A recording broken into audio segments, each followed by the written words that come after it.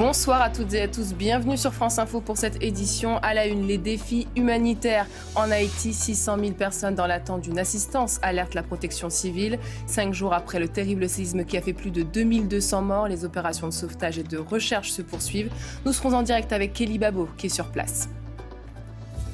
Situation très instable dans le Var. 4 jours que les pompiers luttent contre les incendies et le vent complique les opérations. Des reprises de feu attisées par les fortes rafales. 7000 hectares sont partis en fumée.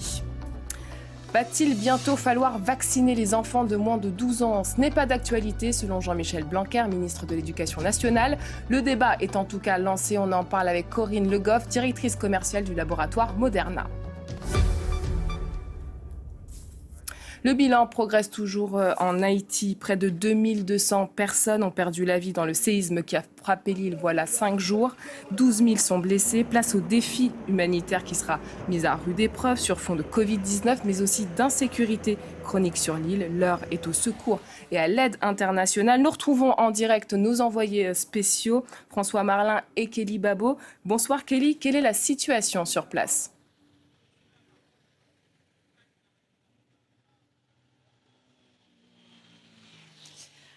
Alors nous sommes arrivés il y a quelques heures de cela au Cayes. Nous sommes plus précisément dans une périphérie de la ville des Cayes, tout simplement parce qu'il faut que nous soyons un peu plus en sécurité, contrairement à la ville qui est relativement dévastée et puis les alentours également. Il faut savoir que dans le sud de l'île, la situation est catastrophique. Nous avons pu constater l'ampleur des dégâts sur place et puis cette population qui vit au rythme de l'après-tremblement de terre, sans toit, sans logement, sans nourriture, sans eau pour certains. Autant dire qu'ici, la tension est à son paroxysme et donc nous sommes dans ce genre de contexte. Alors, pour refaire un peu l'épilogue de ce qui s'est passé depuis notre arrivée ici au Cayes, ce que nous avons constaté et ce qui nous a marqué, c'est qu'arrivé à l'aéroport, l'aéroport est le centre névralgique de l'aide humanitaire internationale. Pourquoi ? Parce que c'est là que tous les avions et les hélicoptères peuvent atterrir. Les autres accès des alentours ne sont pas praticables. Alors c'est là que tout est acheminé, que tout est rassemblé, des vivres, du matériel médical, mais aussi des chirurgiens, des médecins qui viennent prêter main forte à ces populations dévastées. Il faut savoir qu'il y en a qui ont toujours besoin de soins. Il y en a qui n'ont même pas encore eu de soins, ni médicaux, qui ont besoin de médicaments, qui ont besoin d'eau, qui ont besoin de quoi manger. Et alors, pour parler et revenir sur la tension, aux alentours de l'aéroport, ce qui nous a marqué, c'est ces Haïtiens qui sont amassés au niveau des grilles de l'aéroport dans l'espoir d'avoir de quoi manger, dans l'espoir d'avoir de quoi se soigner tout simplement. Voici la situation actuelle. Alors, l'aide est véritablement difficile à acheminer aux alentours. Les alentours, ce sont les villes périphériques des Cayes parce que l'accès y est impraticable, difficile de se rendre sur les lieux, difficile d'aller du coup secourir ceux qui sont peut-être toujours sous les décombres une semaine après ce séisme, peut-être ceux qui sont toujours en attente de soins premiers. Voici en tout cas ce qu'on peut dire ici sur place en Haïti. Pour finir, je finirai par vous dire que la population a peur toujours, tout simplement parce que les tremblements de terre, les répliques ne sont pas finis. 1 à 2 fois par jour, eh bien, la population subit ces répliques, ces tremblements de terre qui font peur. Il y en a eu une hier soir pour vous dire ce qui se passe ici. Voilà la situation. Merci beaucoup Kelly Babo en direct d'Haïti. Dans l'actualité également, les évacuations se poursuivent en Afghanistan. Le 3e vol français d'exfiltrés de Kaboul devrait arriver à Roissy dans la soirée. Il a décollé un peu plus tôt dans les Émirats arabes unis. À son bord, environ 200 personnes. L'Afghanistan qui reste l'un des pays les plus pauvres du monde. Maintenant que les talibans ont pris le pouvoir, l'incertitude domine sur l'aide au développement. Mêmes interrogations sur les perspectives économiques. Le point avec Natalia Odicharia. Les aides financières qui proviennent des grandes organisations internationales et de certains pays européens sont déjà suspendues pour l'Afghanistan. Le FMI vient de fermer le robinet. Le 3e versement d'un plan de 370 milliards de dollars destiné à soutenir le pays durant la crise du Covid n'aura pas lieu. Et le ministre des Affaires étrangères allemand a été catégorique. Nous ne donnerons pas un centime de plus si les talibans prennent le pouvoir et imposent la charia. Pas un sou donc pour l'un des pays les plus pauvres au monde où 90% de la population ne vit qu'avec $2 par jour. Aujourd'hui, les principales ressources des talibans sont issues de la culture du pavot utilisée pour faire de l'opium, de l'héroïne. C'est 2 milliards de dollars de chiffre d'affaires et des centaines d'emplois pour le pays. Les talibans récupèrent également les taxes sur le commerce des marchandises qui circulent sur les routes qu'ils contrôlent. Si la communauté internationale lève le pied, la Chine, elle, a déjà signé plusieurs contrats d'exploitation du lithium, un des minerais présents en Afghanistan et nécessaire à la fabrication des batteries. La Chine continuera d'aider l'Afghanistan pour une reconstruction pacifique et apportera une aide économique et sociale au développement de ce pays. À lui seul, le pays ne peut financer que la moitié de ses dépenses. Le dossier nucléaire iranien suscite de nouvelles inquiétudes. Après les États-Unis, la France, l'Allemagne et le Royaume-Uni dénoncent l'accélération de la production d'uranium enrichi dans le pays. Dans une déclaration, ils se font entendre et évoquent la violation du plan d'action global commun. Explication avec Marine Zambrano. C'est le serpent de mer de la diplomatie internationale, le nucléaire iranien. La peur pour les Occidentaux est toujours la même, que les Iraniens se dotent de la bombe atomique. La position de l'Iran sur ce sujet est claire. Ils veulent simplement développer l'énergie nucléaire pour produire plus d'électricité. Comme en témoigne la construction de cette centrale, mise en service dès 2011. Pourtant, dans les faits, la réalité semble bien moins évidente et pour cause. Les puissances occidentales s'affolent aujourd'hui car l'Iran se rapprocherait dangereusement des capacités de production d'uranium enrichi nécessaires pour fabriquer l'arme nucléaire. Concrètement, pour fabriquer une bombe, l'enrichissement de l'uranium métal doit être poussé à 90%. Aujourd'hui, l'Iran aurait produit pour la première fois de l'uranium enrichi jusqu'à 20% et ne cesserait d'augmenter sa production. Pour Téhéran, il s'agit toujours d'activités purement civiles, évidemment. Si l'Iran joue la confusion quant à ses intentions réelles, c'est pour s'éviter les sanctions internationales qui l'isoleraient du reste du monde, comme ce fut le cas avant l'accord à Vienne en 2015. Mais aujourd'hui, ce jeu de dupes est de plus en plus difficile à tenir, puisque le pays ne cesse de violer cet accord. Coup de canif dans le contrat que les Occidentaux ont du mal à faire payer à Téhéran, puisqu'eux-mêmes ne sont pas exempts de reproches. En effet, les États-Unis se sont carrément retirés de l'accord 3 ans après les avoir signés et ont rétabli leurs sanctions contre l'Iran, alors que les termes du contrat étaient jusque-là respectés. La faute à Donald Trump, largement décriée par les autres pays signataires. Joe Biden, lui, se dit en faveur d'un retour des États-Unis dans l'accord et tous appellent l'Iran à reprendre les négociations. Retour en France, ce soir, les incendies sont un peu moins violents dans le Var, mais la situation reste très instable dans plusieurs secteurs. Des reprises de feu provoquées par le vent et des conditions météo scrutées pour éviter que le feu ne dégénère. 7000 hectares sont déjà partis en fumée. Gilles Papin. C'est une rescapée inattendue. Cette tortue d'Hermann a survécu au brasier qui ravage le département du Var depuis 3 jours. Allez. Coucou. Réfugiée sous un rocher, elle est secourue par les scientifiques de la réserve du massif des Morts. En tout, 31 tortues seront retrouvées vivantes. C'est une catastrophe écologique dans la catastrophe humaine qui est également en train de se jouer aujourd'hui encore. Aujourd'hui encore, aucune accalmie. Le Mistral s'est levé cet après-midi, déclenchant 5 nouveaux départs de feu. Au sol, les pompiers entament un nouveau combat contre les flammes.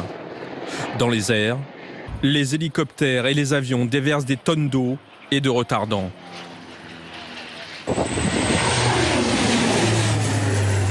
On envoie les moyens aériens le plus possible, en plus grand nombre possible, bien entendu s'ils sont disponibles à ce moment-là, pour pouvoir juguler et empêcher une reprise de devenir un nouveau feu. C'est le pire incendie en France depuis près de 20 ans. Déjà plus de 7000 hectares brûlés. Vu du ciel, le massif des Morts est méconnaissable. Image en noir et blanc d'un paysage calciné. Seule tache de couleur, ce véhicule de pompiers. Cela fait 3 jours et 3 nuits qu'ils sont sur le front des incendies. Les heures de sommeil manquent, mais la fatigue attendra. Si on n'arrête pas le feu à un endroit, peut-être que derrière, il y a un risque potentiel pour une vie. Voilà. Donc c'est ça qui nous fait tenir. Il n'y a pas un moment où on réfléchit à arrêter. Pour l'instant, on est focalisé sur le but, et le but, c'est de réussir la mission.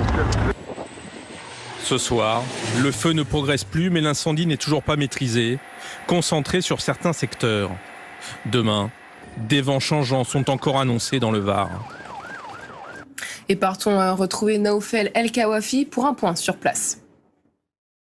Nouvelle soirée, nouvelle nuit de mobilisation pour les pompiers qui s'annonce très intense. Parce qu'à l'heure où je vous parle, le feu n'a toujours pas été maîtrisé. Des pompiers qui vont malgré tout bien cette nuit profiter de conditions météorologiques qui leur seront favorables, avec notamment bien des températures qui vont chuter, mais également un vent qui sera moins important, ce qui va donc faciliter le travail des pompiers et des opérations. Après notamment une journée très intense pour au total 1100 pompiers ont été mobilisés. Ils ont dû faire face à plusieurs reprises du feu. Il a donc fallu agir très rapidement grâce notamment à d'importants moyens aériens qui ont été déployés. Ce sont des hélicoptères bombardiers d'eau, des Dash, mais également des Canadair. Ce soir, la gendarmerie du Var lance un appel à témoins pour notamment récolter le plus d'informations possible pour déterminer les causes de cet incendie qui devient le plus important depuis le début de l'été en France. Vous entendez depuis le début de la semaine ces témoignages d'habitants du Var qui ont tout perdu dans ces incendies. Le coup est évidemment rude. Alors imaginez un instant ceux pour qui l'histoire se répète. Ils ont vécu les flammes dans la région en 2003 et déjà à l'époque, ils avaient perdu beaucoup. Chloé Barbou et Thierry Simonet. Les 3 incendies les plus virulents du massif des Morts, Karim Hernandez les a vécus. Dans la nuit de lundi à mardi, après la lutte, il a observé l'entreprise familiale brûler. Les caravanes de touristes qu'il gardait contre loyer, le matériel viticole. De ce hangar, il ne reste rien. C'était mon dépôt, mon hangar, avec tout mon matériel. 30 ans de vie, d'investissement qui sont disparus. En 2003, cet entrepreneur et vigneron s'est déjà battu contre le feu. Grâce à une lance reliée à une citerne, il a sauvé ses biens matériels au prix d'un poumon brûlé ici même. Je me suis retrouvé pris sous les flammes, sous la fumée. J'oublierai jamais cet endroit, j'y pense à chaque fois que je passe. J'ai failli laisser la vie, ça m'a coûté un poumon. Cette année-là, les flammes déciment 20% des massifs forestiers dans le Var. 3 pompiers et 4 civils sont tués. Le premier contact de Karim avec le feu remonte à 1979. Il a 6 ans et passe l'été chez ses grands-parents dans la commune voisine. J'ai vécu ce premier incendie dès mon plus jeune âge, au milieu des flammes, avec les souvenirs que ça peut laisser à un enfant de cette vision d'apocalypse et de peur. Ce matin, les villages de la gare de Fresnay et de Grimaud, non loin de Saint-Tropez, étaient coupés du reste du monde. Il y a 42 ans, comme cette semaine, le feu a dévoré dans le Var des milliers d'hectares de forêt. Le choc à Marseille où un adolescent de 14 ans a été tué par balle hier soir dans la cité des Marronniers. 2 autres mineurs ont été blessés. Plusieurs homicides ces derniers mois dans la cité phocéenne et des victimes de plus en plus jeunes. Hugo Puchenet et nos équipes de France 3 PACA. Une fusillade à l'entrée de cette résidence devenue un point de deal. La violence du trafic de drogue frappe désormais ce quartier populaire de Marseille. Hier soir, 2 individus sur une moto tirent à au moins 8 reprises avec un fusil d'assaut avant de s'enfuir. Bilan, 1 mort, un adolescent de 14 ans et 2 blessés, dont un enfant de 8 ans, une victime collatérale. Il sortait d'un véhicule avec son père que nous avons retrouvé. J'y allais pour garder mon enfant, pour garder les situations. Il est bien, mais il a resté choqué un peu. Nous, on ne voulait pas rester dans ce quartier, on voulait déménager, on voulait trouver une place qui est calmée, un quartier qui est calmé. Vous êtes inquiet pour votre famille ? Oui. Traumatisme pour la famille et émoi dans la cité, car beaucoup d'habitants ont assisté à la fusillade et au meurtre. On a entendu boum, boum, boum, boum, boum. Et après, des jeunes étaient sur le scooter en train de monter le quartier et crier. Ça fait plus de 48 ans que j'habite le quartier et ça me surprend beaucoup que ça se soit dégradé comme ça, parce que c'est vrai que c'était une cité calme, tranquille, comme on dit. Alors, comment expliquer ce déchaînement de violence ? Pour les enquêteurs, le mode opératoire est caractéristique d'une guerre de territoire entre trafiquants. Ces jeunes hommes sont probablement des choufs, comme on appelle dans le langage des cités, c'est-à-dire des jeunes qui surveillent l'entrée des immeubles pour prévenir les trafiquants de stupéfiants. Mais c'est surtout le réseau qui était visé. C'est-à-dire, on est là pour vous reprendre le territoire et on est prêt à tuer n'importe qui pour le reprendre. Selon la préfecture, c'est le 11e décès lié à des règlements de compte cette année. C'est un nouveau point de tension dans le débat sur la vaccination. Vacciner les tout petits, les moins de 12 ans. Jean-Michel Blanquer exclut le scénario pour l'instant et tente de rassurer. À 15 jours de la rentrée, de nombreuses voix s'élèvent sur la hausse des cas de contamination chez les enfants. Jordan Klein. Des cas d'élèves absents, malades du Covid, qui se multiplient. Des classes et des écoles fermées. Pour éviter un tel scénario, les scientifiques étudient la question de la vaccination des moins de 12 ans. À 2 semaines de la rentrée, un collectif de médecins, d'infectiologues et d'enseignants tire la sonnette d'alarme. Dans une tribune, ils demandent des actions fermes. En France, après 18 mois de pandémie, l'école ne doit pas rester le talon d'Achille de la stratégie sanitaire. Nos enfants ont déjà payé un lourd tribut lors de cette crise. Préservons dès maintenant leur scolarité et leur santé de risques évitables. Pour l'instant, seuls les plus de 12 ans ont accès à la vaccination, mais l'inquiétude monte. D'après les projections de l'Institut Pasteur, 50 000 enfants et adolescents pourraient être infectés chaque jour à partir de septembre. En cause, le variant Delta, plus contagieux. La crainte est que les moins de 12 ans soient ainsi plus exposés car non vaccinés. Seulement, la vaccination des plus jeunes n'est pour l'instant pas une option pour le gouvernement. Ça n'est pas d'actualité, c'est vraiment les 12-17 ans qui sont concernés. Le segment 12-17 ans a vraiment été décidé il y a quelque temps à la lumière d'études scientifiques.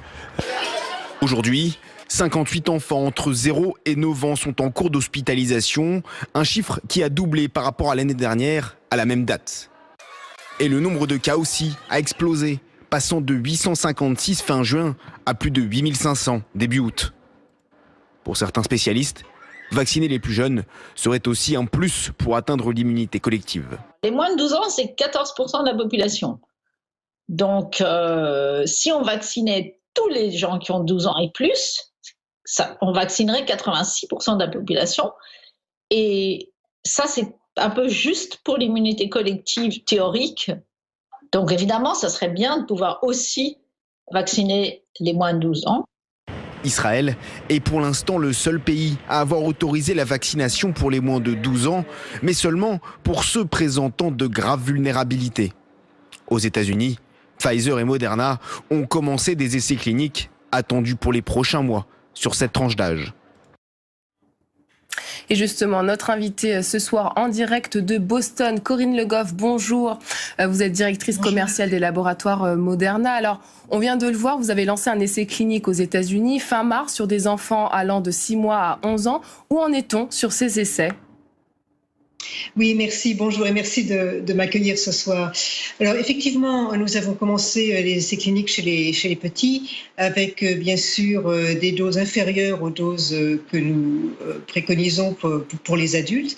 Et l'idée est d'avoir les données suffisantes d'efficacité, mais aussi de safety, de sécurité, pour donner ces éléments aux autorités sanitaires qui, elles, jugeront de la nécessité ou pas d'autoriser les vaccins dans ce segment de la population. Dans combien de temps sont attendus les résultats ?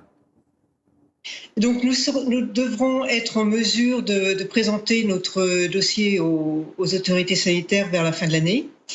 Et nous avons à peu près plus de 13 000 enfants qui sont dans cet essai clinique actuellement.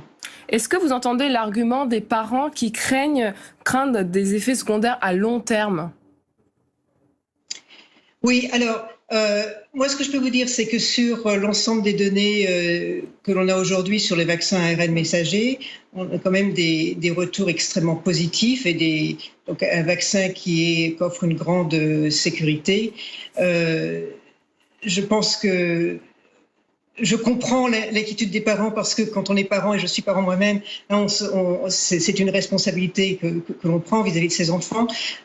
Mais pour l'instant, je ne peux être que rassurante. Et bien entendu, nous étudions de très près la sécurité du vaccin chez les enfants. Nous aurons une période d'observation beaucoup plus longue chez les enfants que dans notre essai clinique chez les adultes. Donc c'est un sujet qui est bien sûr au cœur de nos préoccupations. D'autres se posent aussi la question, pourquoi jusqu'ici les enfants n'ont-ils pas été identifiés comme public prioritaire ? Pourquoi maintenant ? Alors, ce que l'on a vu au début de la pandémie, puis il faut vous souvenir qu'on a beaucoup appris sur ce virus. Ce qu'on a vu au début de la pandémie, c'est que les personnes âgées, les personnes qui présentent des maladies, des cancers ou qui sont immunodéficientes, sont les plus sensibles au virus et ont le plus de risques d'hospitalisation. Et c'était très clair et ça nous a permis, si vous voulez, d'avoir des campagnes vaccinales, c'est ce qu'a fait la France, en commençant par les personnes les plus vulnérables et ensuite en descendant les populations. Et puis chez les enfants, il y a eu des cas d'infection, mais les cas d'hospitalisation restent néanmoins restés rares. Maintenant, ce que l'on voit avec le variant Delta, et ça change un petit peu la donne, c'est que comme ce variant est très infectieux, les enfants, les petits aussi sont contaminés. D'abord, peuvent transmettre le virus, donc c'est quand même un problème de santé publique. Et on a, comme il a été dit dans le document que vous avez montré précédemment, on voit aujourd'hui plus de cas d'hospitalisation que l'an dernier. Donc si on compare les cas d'hospitalisation aujourd'hui en France chez les petits, c'est à peu près le double de ce qu'on voyait l'an dernier à la même époque. Alors de plus en plus de scientifiques expriment aussi des doutes d'arriver à l'immunité collective, quel que soit le pourcentage de personnes vaccinées. Alors est-ce que vous croyez à l'immunité collective? Pour vous, c'est encore possible? Oui, je pense que l'immunité collective est possible. Je crois que le variant Delta a surpris tout le monde et ça renforce le sentiment qu'il faut vraiment accélérer les campagnes de vaccination. Et la France l'a fait. Je crois qu'il y a aujourd'hui 70% des Français qui ont au moins reçu une dose de vaccin, 60% ont les 2 doses déjà, donc ça c'est formidable, mais il faut vraiment continuer pour qu'on puisse être le plus protégé possible. Parce que le virus va continuer de muter et moins les gens seront vaccinés, plus il y aura de mutations. Alors justement, sur cette question de la 3e dose, l'OMS estime que ce n'est pas nécessaire. J'imagine que vous, en tant que directrice commerciale de Moderna, vous n'êtes pas d'accord? Non, alors, vous avez vu les recommandations il y a pas mal de pays qui ont bougé sur ce sujet. Les États-Unis, en fait, hier, vous avez peut-être suivi les recommandations de la Maison-Blanche qui préconise une 3e dose, en commençant, encore une fois, en commençant par les gens qui sont les plus âgés, qui sont immunodéprimés, parce que ce que l'on voit, c'est que l'effet du vaccin diminue avec le temps. Alors maintenant, il y a quand même des données rassurantes. On a juste montré il y a 15 jours que les données du vaccin Moderna restent très très positives, les données d'efficacité. Donc on est toujours à des niveaux d'efficacité à peu près 93%, même 6 mois après la 2e vaccination. Donc ça, c'est quand même des données très très rassurantes. Est-ce qu'il faudra des doses de rappel? Vraisemblablement. Les États-Unis recommandent après 8 mois, peut-être c'est après 12 mois, je ne sais pas, mais vraisemblablement il faudra les doses de rappel. Et rapidement, il nous reste quelques secondes. Est-ce que le vaccin est-il amené à évoluer justement pour être plus résistant face à des variants très contagieux?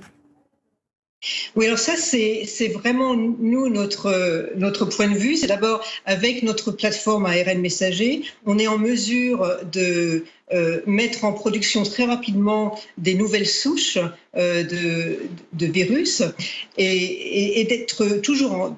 Ce que l'on veut faire, c'est être sûr que les nouveaux vaccins sont adaptés au virus ambiant, au virus qui présente le plus de dangerosité, si vous voulez. Donc ça, c'est vraiment notre objectif pour être sûr que l'on suit l'évolution du virus. Merci Corinne Le Goff, directrice commerciale de Moderna, d'avoir été avec nous depuis Boston sur France Info.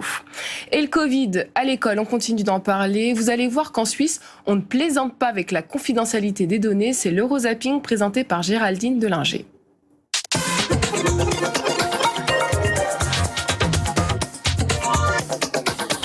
Un secret médical spécial Covid dans les écoles suisses. Un casse-tête en matière de protection des données. Tous masqués pour cette rentrée ce matin dans le Valais. Seuls ceux qui sont vaccinés ou guéris pourront l'enlever.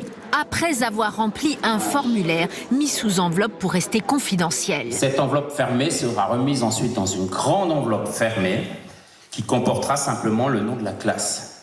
Cette grande enveloppe fermée ensuite sera transmise au médecin cantonal parce que lui seul est habilité à avoir ce type d'informations. Pas même l'enseignante n'y aura accès. Mais les fausses déclarations peuvent coûter cher, près de 5 000 €. La Belgique s'apprête à alléger les restrictions. On va pouvoir élargir la sphère privée, on va pouvoir danser lors des mariages. Fini les contraintes sur les horaires des bars et des restaurants. Terminé la jauge de 8 personnes à table.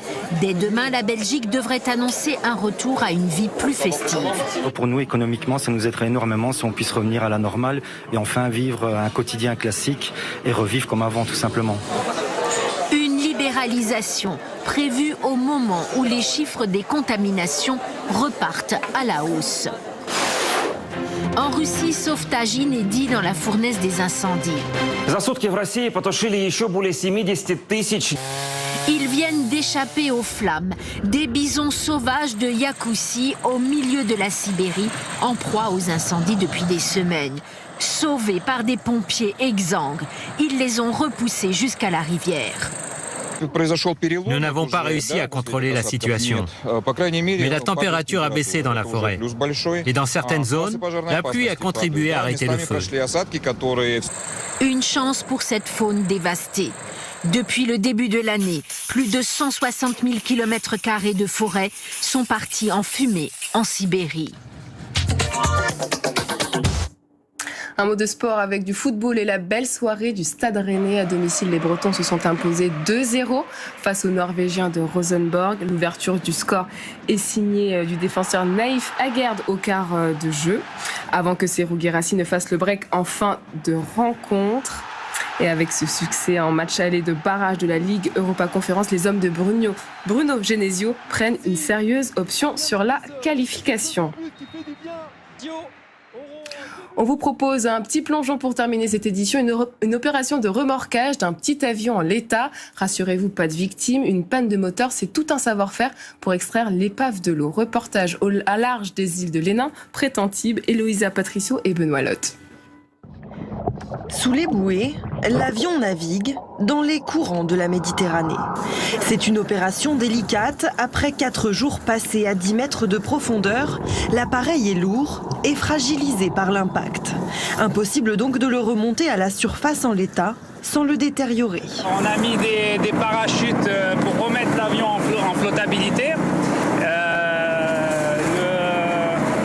Le but, c'est de mettre les ballons au centre de gravité de l'avion pour qu'il soit horizontal et après l'amarrer intelligemment pour pouvoir le remorquer et le sortir au chantier en toute sécurité sans l'abîmer. Pour limiter le risque de rupture, la vitesse de navigation du remorqueur ne dépasse pas les 15 km/h. En amont, le Zodiac de la brigade nautique ouvre la voie. Fais-le changer de direction plutôt. Fais-le changer de direction. Sur le chemin, les autres bateaux doivent s'écarter, car le remorqueur, lui, ne peut pas manœuvrer. Il est en train de tracter un avion qui est plein d'eau, plein de sédiments. Il a un poids derrière. Donc les gros bateaux qu'on a en plus au mois d'août ici, qui font énormément de remous, ça peut tirer 2 fois plus sur la remorque, ça peut gêner la manœuvre du remorqueur. Et le but, c'est de ramener l'avion avec le moins de dégâts possible à terre. Donc on essaie de faire une sorte de bulle autour de ce convoi de remorquage pour le protéger. Opération réussie, le bimoteur passera désormais entre les mains des experts du bureau d'enquête et d'analyse pour la sécurité de l'aviation civile. Cette enquête permettra de déterminer les causes de cet accident qui aurait pu être dramatique. C'est la fin de cette édition. Restez avec nous, l'actualité continue sur France Info.